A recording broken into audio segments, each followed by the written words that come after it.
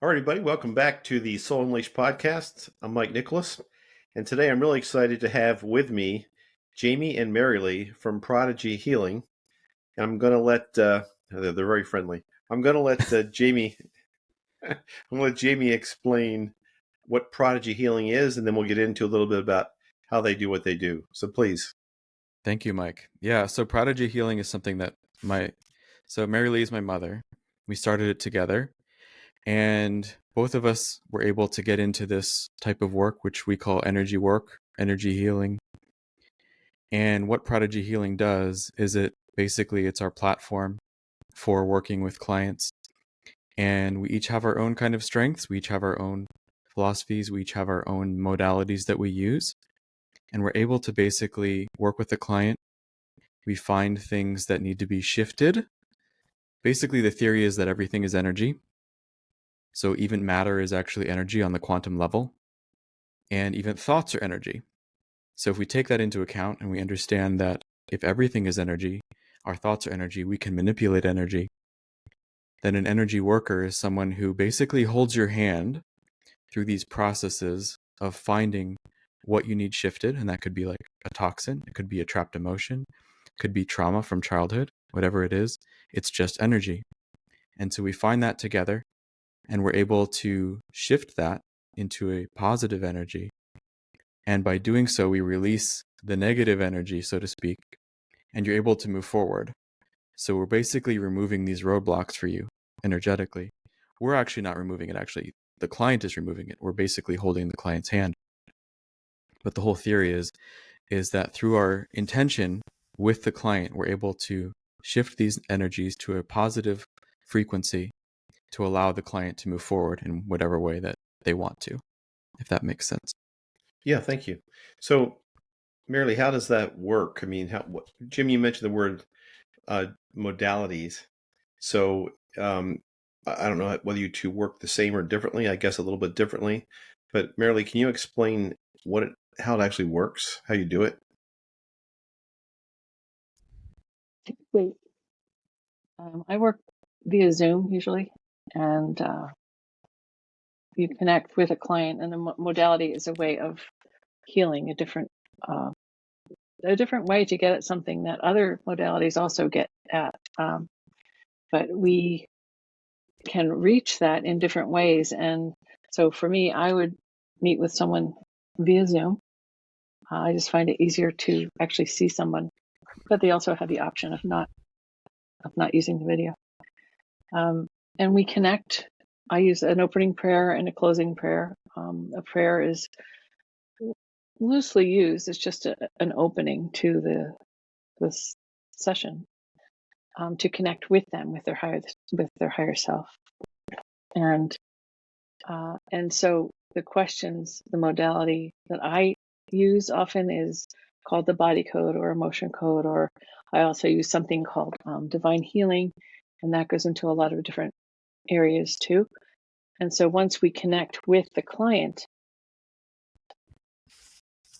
Jaime uses the same method, is you ask the client through muscle checking what they need. And so I have a whole list of modalities that are available. And so I ask through muscle checking, I ask the higher self of the client what they need right now. And often we start with a positive statement. So something like, I'm in perfect health. The client might be feeling bad. What we're working to and towards is feeling great. So what do you need to feel great? And what is in the way of that? What are the underlying reasons that you're feeling the way you are? So that's, in a nutshell, what it is. And with clearing one thing after another, it opens up the whole system for new energy to come in. So it's not so closed in. We open ourselves up to love and light, new energy to help the body heal. When you say you connect to the client, are you talking about connecting via Zoom or connecting some other way? First of all, connecting via Zoom, but also with intention, as Jaime mentioned before. The intention is to have a connection with the client on a spiritual level, so that when I ask the universe, when I ask, what does this client need? And I muscle check. We have different ways of doing that, of checking yes or no answers, that we're actually connecting on an energetic level to the client. Okay. So we're not finding it. We're not finding the answers. It's the client that's telling us what to use. So how did you, either one of you, how did you get started doing this? And then how did you, I assume you trained somehow to do this. Who wants to go first? So initially, I've always had kind of an interest in this for, I don't even remember when, but in early 2000s, I was living in Japan. I was always interested in Reiki, and Japan is where Reiki started. And so I figured, what better place to learn it than here? So I went to Kyoto, which is where Reiki was started, in that Kansai area of Japan. And I found kind of this traditional Reiki, and that's kind of where it started. I took many classes there. I was able to become a teacher, and then I stopped using it for a long time until I got very sick. I had a pretty bad thyroid condition where I was hyperthyroid, meaning my body was producing too much thyroid hormones. And the endocrinologist, the Western doctor, basically said, look, the only way that we can cure you, and I put that in quotation marks, is we will have to kill your thyroid using radioactive iodine, and then you are going to have to be on artificial thyroid medication for the rest of your life. And I said, no, thank you. So I was looking for other alternatives to that. I found a naturopathic doctor who used Were a you lot still of in these Japan? methods. Were you still in I'm Japan at sorry. this time? This is way later. This is like in 2018, maybe. Okay, so the Western 2018. doctor and all was back here in the States. Yes, thank you. Okay. Yes. Sorry. No, thank you for clarifying. And so after that experience of literally, like, after about a few months of working together, we would get blood work done. So we would go to a lab, we'd get everything tested, and progressively those hormones, the right hormones were going back up and the other hormones were going back down. So they were regulating. And it was just through this energy work. And because she had put me on supplements, but the supplements weren't doing anything, we had to take all the supplements off and we just did energy work. And after everything went back to normal, I was like, oh my gosh, like this is crazy. Like, why aren't we all doing this? And so I decided to learn how to do that. I took lots of classes, and then we decided to open it up to other people and see if we could share that. So you were kind of your own guinea pig, so to speak, in terms of how this worked? Exactly. Yeah. It was the process that you used to gain that healing. Was that Reiki, or was it something else beyond that? It was something else. I mean, I would say Reiki is almost, in a way, old technology, if we're going to put it into technology. Like, the world and the universe, kind of where we're going, is shifting so rapidly that the healing modalities are also shifting very rapidly. And so Reiki is very slow. It works well, but it's very slow. And it's not as pinpointed. It's not as accurate as a lot of these other modalities. So the modalities that my practitioner used were body code, emotion code, divine healing, which Marylee uses. So those three that she used, those are some of the ones that I learned. And then I also made my own. So putting those together, we have a really good toolkit where we can pretty much diagnose whatever, find the root causes for a lot of issues that people are having, and clear a pathway to healing. And we've seen a lot of really great results with that on our own work. Cool. I'm gonna ask you in a little bit about some examples of how you've helped people. But Sure. Marylee, what's your story? How did you get started in this? I think I was open from an early age to spiritual things. I knew there was something out there more than I knew of myself. So I think my path has been looking for that since I was young, and going on many retreats, 8-day silent retreats for 10 years, lots of things, and still searching. I ended up going to the same homeopathic doctor that Jaime had gone to. And so she was using that kind of healing with me, energetic. And it was the emotion code, the body code, and their Dr. Bradley Nelson, and also divine healing. And that's a company in the UK. And so it intrigued me, and how I wasn't sure how it worked, but I found that I was feeling very differently. And then I became interested in, well, how do you do that? I don't even know how you muscle test. What does that even mean? And so I took my first class of divine healing, and that has 5 levels, and it goes into other branches. So I'm certified in all 5 levels and other modalities around that, as well as the emotion code and body code. And the first class I went to, I thought, what am I doing here? But I knew there was something else. I knew there was something I had to explore, and there was something there for me. And so that's how I got started. And yes, you do need to get certified in all of those, whatever we use. So just to kind of set the table, if you will, for my audience, just explain real quick what your faith background is. Start with Jaime and then Marylee. You know, Okay. how were you shaped faith-wise growing up? I was reluctantly Catholic, we'll say that. So growing up, it was a very Catholic family, but the biggest issue is not necessarily that Catholic religion I have no issue with the Catholic religion. The issue is that I felt that I did not want to have an intermediary between me and a higher source.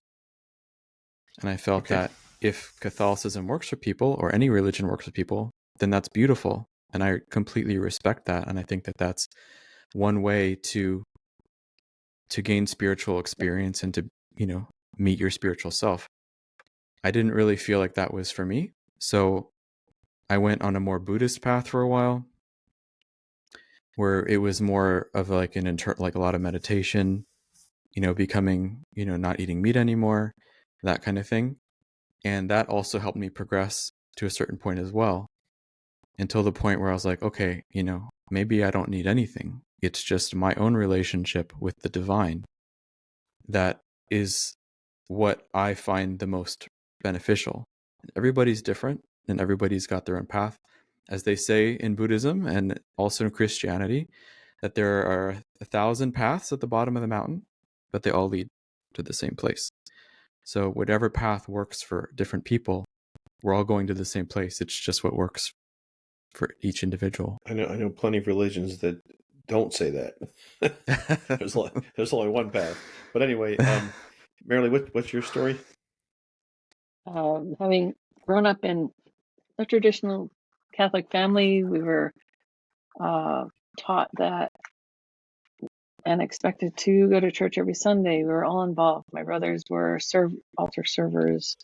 We all sang in choirs, so it was just a way of life for us, and we were all happy. It was just the way it was. And I think as time went on, and I had said that I was interested in spiritual things, I thought the only way to do something spiritual was to the religious life. So I considered that for a number of years, and then that didn't resonate. And after 6 years or so, I stayed in the Catholic Church, and I thought, okay, maybe I'm going to make a difference, even though my views aren't exactly aligned. And then as more time went on, I realized that it's not serving me, and it's not resonating with me as it was growing up. And so I have branched off. I am no longer in the Catholic Church, and I'm grateful that these ways have opened up and been available to explore different ways, as Jamie said, to access the divine. We all have access, and so it was just a new way for me, and I find that this resonates very well with me now.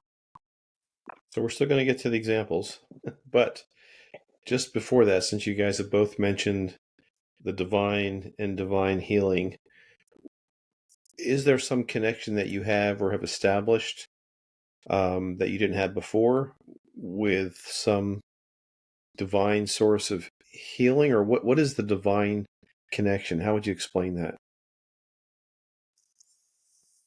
I think so. With my own experience with meditation and just trying to put myself into basically an altered state so that all of the ego, all of the programming that we have kind of goes to the side so that we can kind of feel that connection without any of the other stuff getting in the way.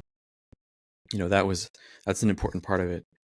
But you find that when you're working with a client, at least in my experience, that automatically happens because you're there to serve. You're there to help them. You're there to basically help them help themselves, right? Because they're their own healer. And when I found that when that happens, like I was able to connect so much better when helping others that it was night and day. It was an order of magnitude more powerful. And that stays with you, I think. So the more that you do the work, the more that you feel that in your daily life. And a lot of things keep coming through. So a lot of our own system, the ProdigyClear, that was built from the ground up, it's not a standardized system. I mean, hopefully it will be. That's all things that have basically been channeled, if you will, through our healing. So as we find a client that needs something that we don't have in any of this, like body code or emotion code, it comes through and we're like, okay, well, this is what this client needs. And so that's the beauty of it, is like there is an absolute connection that we can feel. There is absolute information that comes down, and you're like, oh shoot, where did that information come from? Well, it came from the divine. It came from your higher self or the other person's higher self in order to allow for this healing to take place. So just having that experience almost every time that I have a session is really confirming of that. And it keeps, it's my spiritual progress and my spiritual path as well. So every time I'm working with a client to help them, I'm also helping myself. So it's been a very interesting dichotomy. You mentioned ProdigyClear. What is that? Is that a product that you offer? What does that mean? ProdigyClear, I hope that soon that we'll be able to train people on it. We're trying to standardize it. But ProdigyClear is our own system that really covers a lot of things that other systems don't cover. Goes into some pretty crazy things and some pretty mundane things. But it is our own system. So it goes from anything from certain toxins that you might have just by being on Earth, all the way to kind of entities and things that you would pick up, or quantum past life stuff, parallel universe stuff. I mean, you name it, all of this stuff is still energetic and can kind of interfere or affect your current life, your existence, the way that you experience it right now. Okay. So it runs the gamut. Marylee, would you want to attack that, what you actually connect to? With the client during the session? Yeah. Well, I know you connect to the client because you've explained that, but I mean, what other source do you connect to? Oh, I believe we're all part of one source, one being. So the client and me, when I'm working with the client, we're all connected to the same source. So me connecting to a client is not just the two of us, we're part of the whole. And so that's where information is coming from. Specific information about what the client needs is coming from the client, and we're also connected to the whole. One cool thing is that we all have intuition. And I find that, as Jamie mentioned, that the intuition happens, and when you put yourself aside, that's the whole idea about this energy work, is that we are here to serve. And so put my needs aside, connect to the client, and be a part of the whole. It's clear. It's clearer. And the intuition, I think, surprised me at first, that I'd be working with a client, and then, as Jamie mentioned, oh, the client needs this. And then we muscle check, does the client need this? Yes. Okay. So I think that's, for me, that's the divine. That's the one, all that is, whatever. Can God. you explain what muscle check means? Is that what you would call modality, or is that what do you call that? What is that? Jamie, you want to take it? It's really a tool. It's part of lots of different modalities. And so I'll just give you an example. So a lot of people have had muscle testing before, but they don't really know that they've had it. A lot of chiropractors will use it, acupuncturists, naturopaths. So some people might remember, like, oh, you stick out your arm, and the doctor will try to press down on your arm to see if you can resist. That's a type of muscle testing. So that's direct muscle testing. Since Marylee and I are not in the same room generally with our clients, we would do what's called a proxy muscle test. So when we connect, so for example, Mike, if we're connected to you, if we're working on you, and we muscle test, we're going to muscle test ourselves. So I'm going to muscle test me for you. And during that process, I use this kind of muscle test where I try to break, it's called, people like to do this, a circle in a circle, or like two or fingers, you try to break the circle. So for those of you who are on audio only, it's Jim's demonstrating with a kind of an OK symbol with his fingers and pulling that apart. Right. So rather than pushing down an arm, I'm trying to open a loop of my fingers. Okay. And so if I'm connected to you, Mike, then that I'm actually testing you. So if I say, am I Jamie right now? It's no. Am I Mike right now? It's testing yes. So that I cannot break the loop, that for me means yes. If I can break the loop, then that means no for me. And everybody muscle tests a little bit differently. You have to go through this process of learning how you muscle test and kind of create a baseline for yourself. But you can test it right now. You can muscle test yourself. You can try this. You can, make a circle with your index finger and your thumb. And then on your other hand, you take your index finger and your thumb and you try to put pressure on the outside and you say, okay, my name is Jamie, or my name is Mike. And if it's, okay, I'll switch to myself. So I'm Jamie. My name is Jamie. So right now I can't break it. If I say my name is George, it doesn't resonate. So I can break it.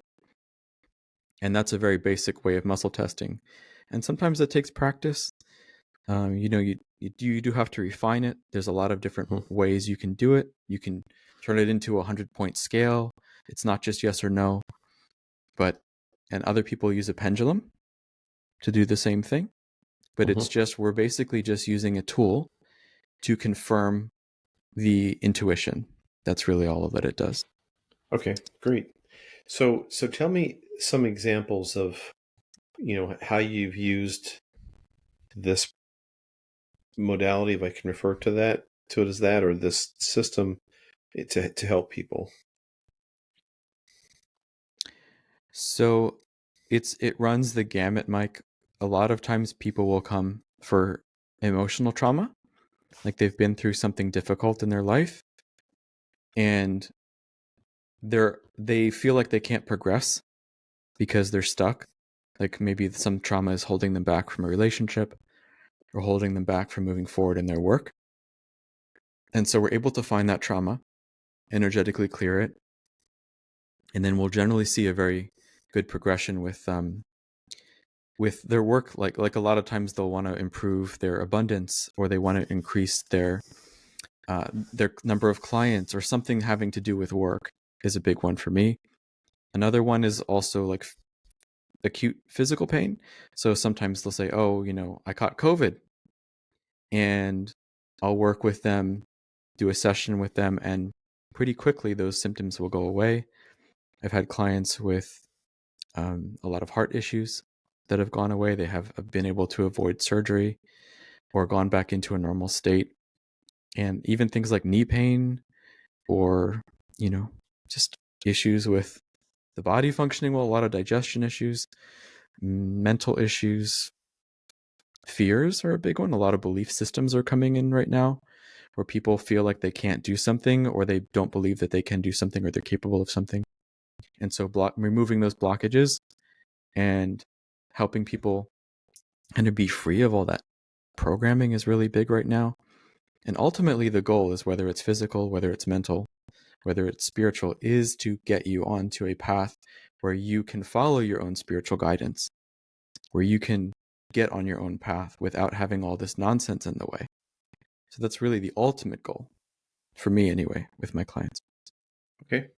Marylee, do you have without divulging any names, like any specific examples of how you've worked with somebody? Yes.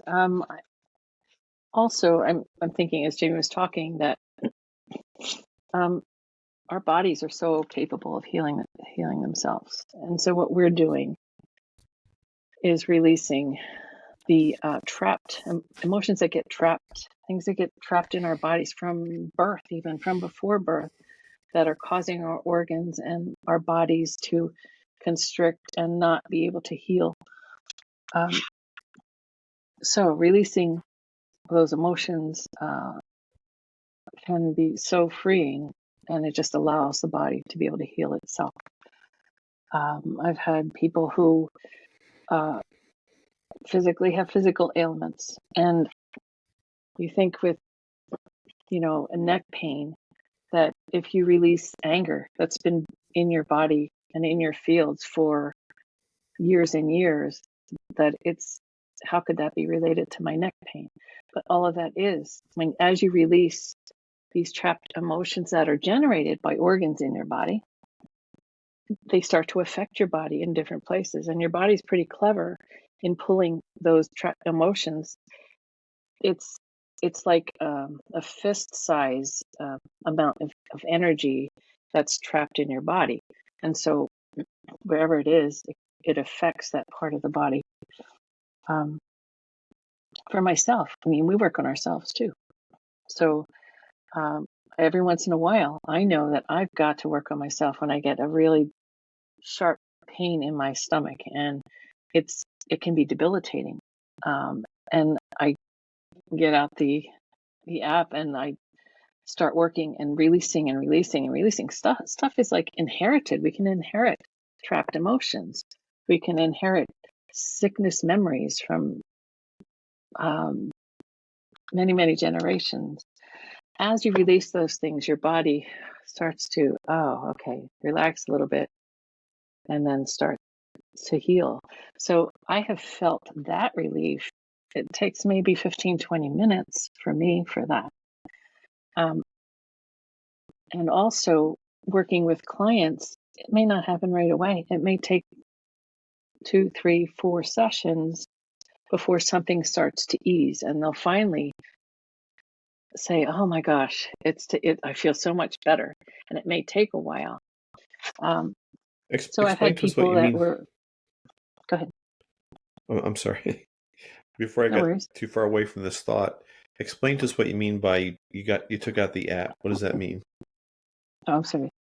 For me, if I'm in a hurry, I grab it's from Discover Healing, and it's the emotion code and the body code. Here's a picture of it. And that's cool. The body code. So can we muscle check? Do I need this column, this column? What is it? And it goes into all different emotions, or the app's not doing any. The app's not doing any healing, right? But the app is helping you know what to check, or so you don't skip anything, or it's a process thing, or what?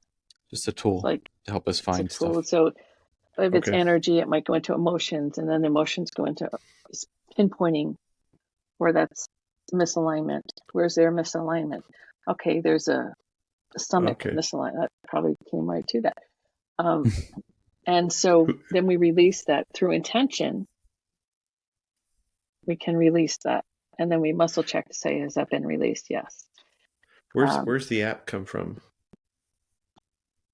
Through Discover Healing. Once Discover you're Healing, trained, discoverhealing.com, when you're trained in the body, the emotion code, you can have access. It's a monthly fee, but you have access to that app. And then also the body code. And then now your client doesn't, but you as a healer, you have access to it, correct? Yeah. Yes. Okay. And theoretically, oh, go ahead. No, go ahead, please. Finish that theoretically, thought. we don't necessarily need it. Okay. You know, things will just come through, but this helps speed the process up tremendously. Okay. Is there anything that you have not been able to heal? Like, is there anything that, you know, I assume there's some things like that you just can't. I mean, like, what about somebody being nearsighted or farsighted? You know, are those things within your capability, or what kind of things can you not address? I would say that what the person is not ready to have healed. When we connect with a client, we ask, what do you need? And so it's not us deciding nearsighted. Let's clear nearsightedness today. It's what's the underlying cause of that, and if the client is energetically ready to let go, then we can work towards that. You can't say that I can't heal this, can't heal that. I believe anything is reversible and be able to be healed. But it's not up to us. So I guess my original question then, is there anything that you've come across yet that you intended or the client intended to heal, but they were not able to heal? There have been, just to go on your example of vision, so I have been working on my eyes, and for the last 3 times that I've gotten new prescriptions, it has been reduced. So that's been interesting. Cool. The doctor's like, oh, we don't, your prescription's too strong. I was like, oh, okay, well, that's good. I don't have a strong prescription anyway. It's mostly for, what is it? Astigmatism, but working on that too. We haven't gotten that far yet, but definitely getting the eyesight a little bit better. So there have been clients, only 2 that I've had that have had major blockages where kind of every time we feel like we've gotten somewhere big, something else comes to the forefront. And one of the tricky things about this type of healing is that it's mental too, in the sense that if we clear something with you, often you will forget about it. And so in a good way. And so I haven't worked with a client in 3 or 4 months. They come back and they have a whole new issue to work on. And then I'll say, oh, well, how was this knee pain that you had before? Or how is this your arm pain? And they're like, oh, I totally forgot that I had that. And it's pretty remarkable that is a very normal thing to happen. And it kind of leaves your brain, because you realize that a lot of times we focus on our pain.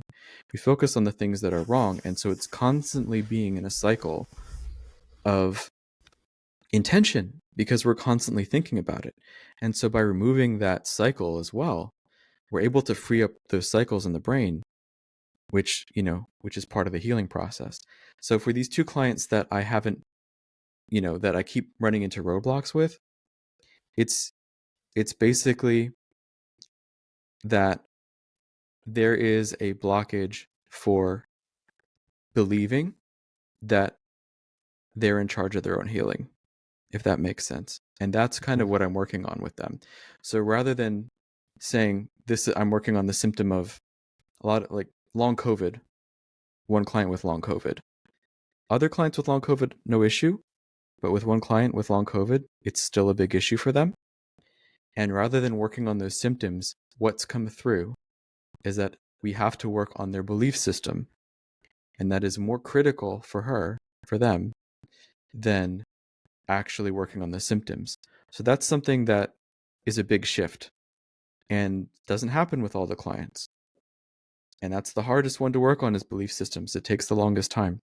So in that process, it takes a lot longer, and it is more difficult for sure. And for that, I guess 1 client, 2 clients, I'm still kind of working on that with them, if that makes sense. Yeah. In a second here, I'm going to ask you guys, it's probably getting time to wrap this up a little bit, but I do want to, if anybody's listened to this podcast this far into it, I do want to say something, which I didn't say at the beginning, and that is that one reason I was interested in having you guys on my podcast and interviewing you is because I've worked with Jaime once before. And Jaime, this is when you were first getting started, I think.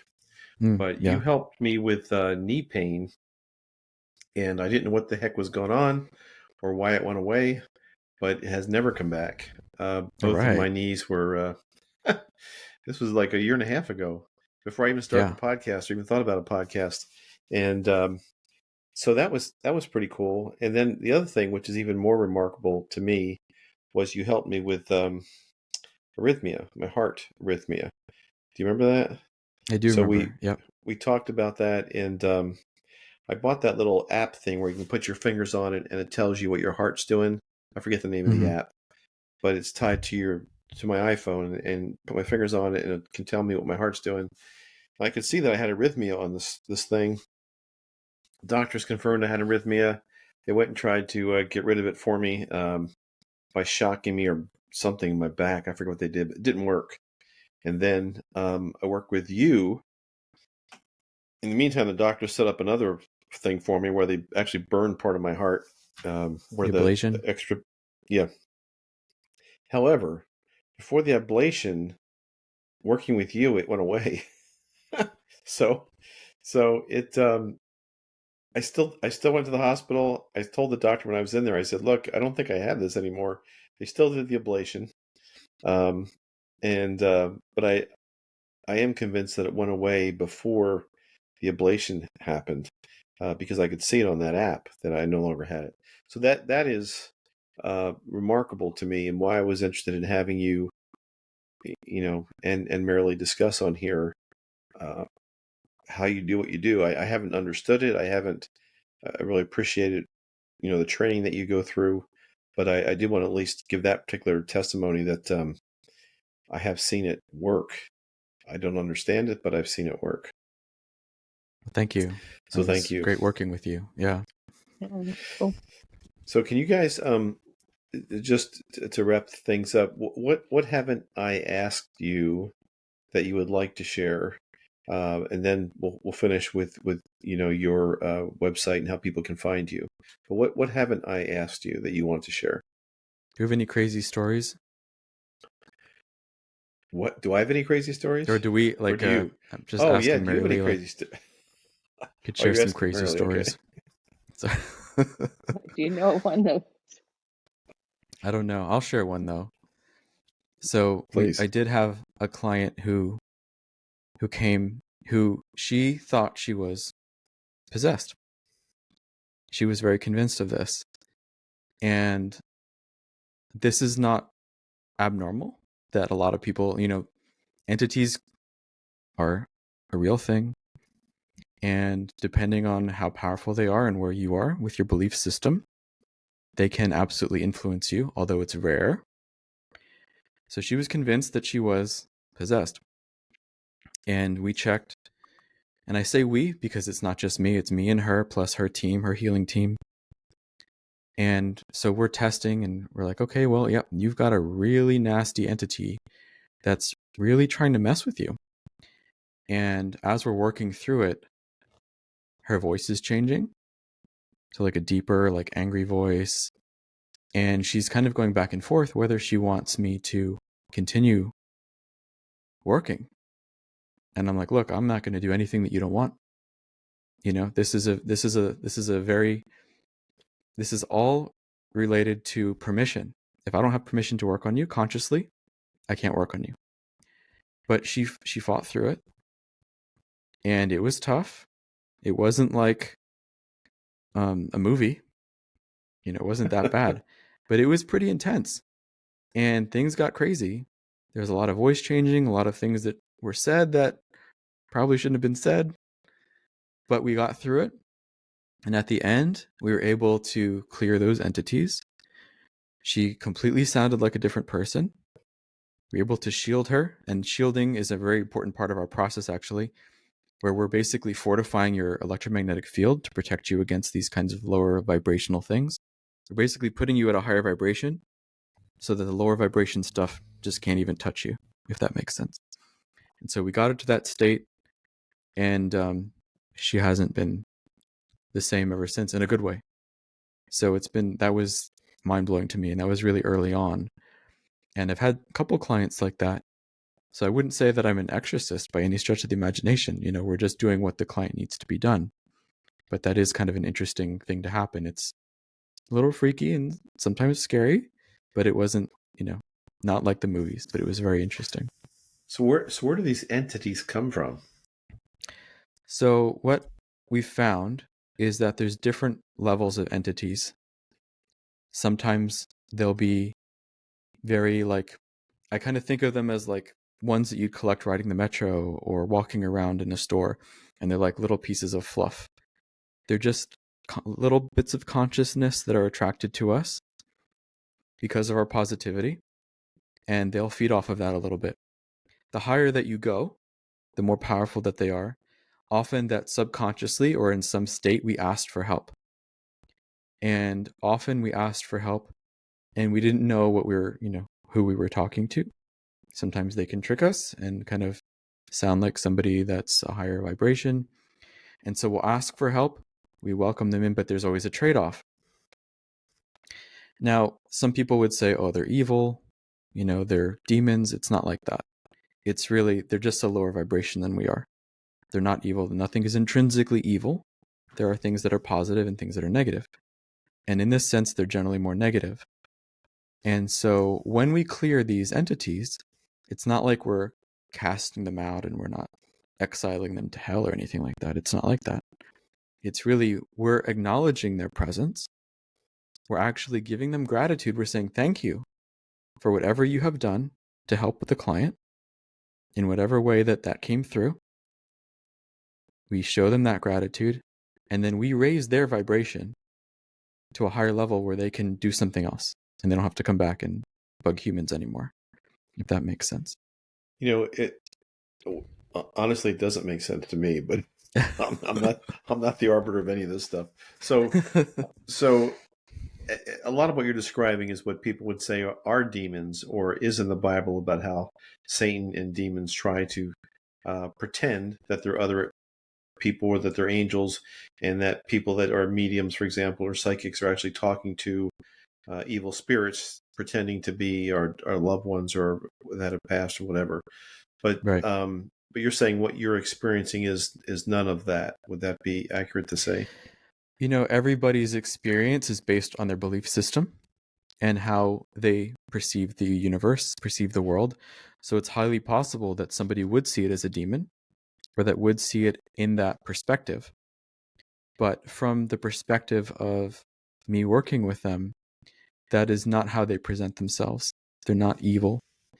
They're just at a lower vibration. And then that can be interpreted as immoral or evil or whatever you want to call it. But really, it's just, if you've ever listened to Bashar, who is an amazing, what's the word I'm looking for? Channel. Thank you. I'm familiar So one of with the him, things yes. okay, great. So one of the things that is very common with his channelings is that there is no good or evil. It's all positive or negative. And both positive and negative experiences give us the opportunity for wisdom and growth. But honestly, you are saying that. Go ahead. I'm sorry, James. Jamie, you are saying that the negative energy or the lower vibration, however, is causing problems or pain for people that you're trying to help. Yes. So it's not neutral. It does cause problems. Yeah, it's definitely in the negative, for sure. Okay. It's lower. I mean, some of the entities are shame. It's a low vibration. And when our vibration resonates with different low vibrational energies, they're attracted. We resonate. They connect with us. So we can release those by raising our vibration, releasing them, raising our vibration, bringing in love and light, living in love. I mean, if you know, God is love, is what we've heard since we were little. It's all love, and that's what we're working towards by releasing this. And love is the highest vibration, but we all get caught up in lower things. So one of the things we can do is release the entities, the lower vibrational beings, if you will, but even shame can be a being. We release it to love and light, to its next step. So it's all done in love. It's not, you know, we'll ban you. It's thank you for what you've given us. Can I just tell a quick story? Yeah. Please. It's just a quick one. But one of the things, well, first of all, I work with Divine Healing also. So I've got, like, I don't know, maybe 8 or 9 manuals like this that are not in an app. So when I work, I've got to open, with this, if this comes up for a client, it has so many things in it. Each binder has 26 different charts. Just for the record, Marylee was showing me a 3-ring binder. Sorry. Okay, go ahead. For those of you who don't have video. One of the things that came up with a client one time was color excess. And so I checked the color. What color is there an excess of? And it was navy blue. And I said, look, I don't know what this means. She said, why would I have a color excess? What does that mean? And I said, was there ever a time in your life that you wore a uniform that was navy blue? She said, oh, I was in the Air Force. I said, okay, so it wasn't the color that was the issue. It was that time in her life that needed healing.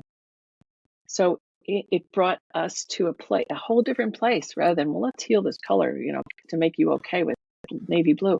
It was that she needed healing for that time in her life.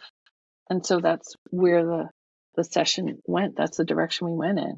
And so that's what you just follow. It's like a dance, one thing to the next. This is okay. We release this. Now we can release this. And that's what we worked with her. And she's not the only client where that happened. So, again, just we're getting towards the end, but I keep getting more and more questions in my head. So when you're working with a client, what does that mean? Is it one time, multiple sessions, an hour-long session? What does it mean to work with you?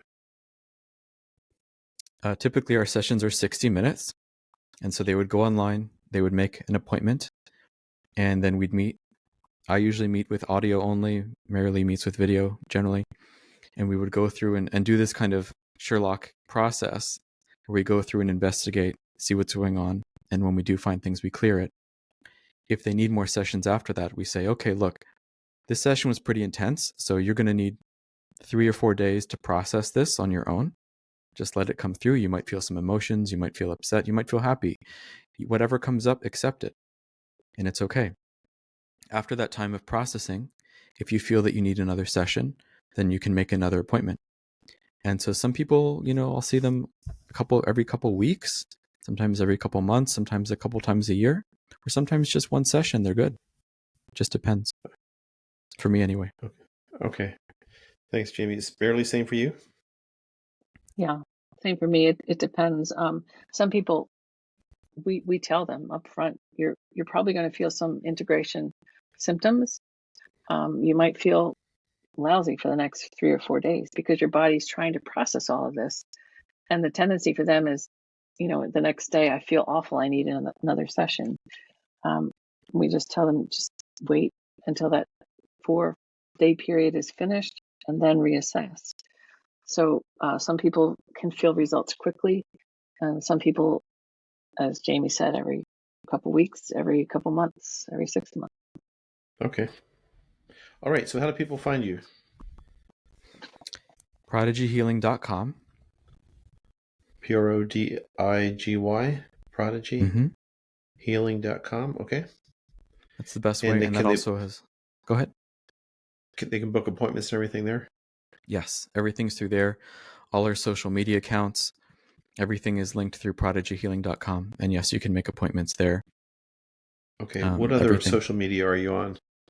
You don't need to give me the links or anything, but I'm sure they can get to it from your website. But where else are you? We're on Instagram, Facebook, TikTok. No way. Okay. Way.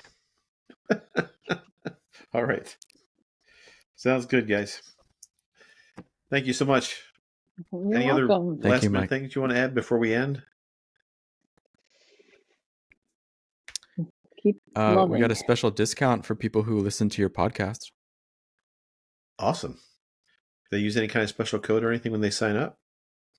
Yes. How do they do that? I forgot the You look code. like you're making this up right now. No, I have. I uploaded it to the thing. Oh my gosh. I'm going to edit this out. Pizza.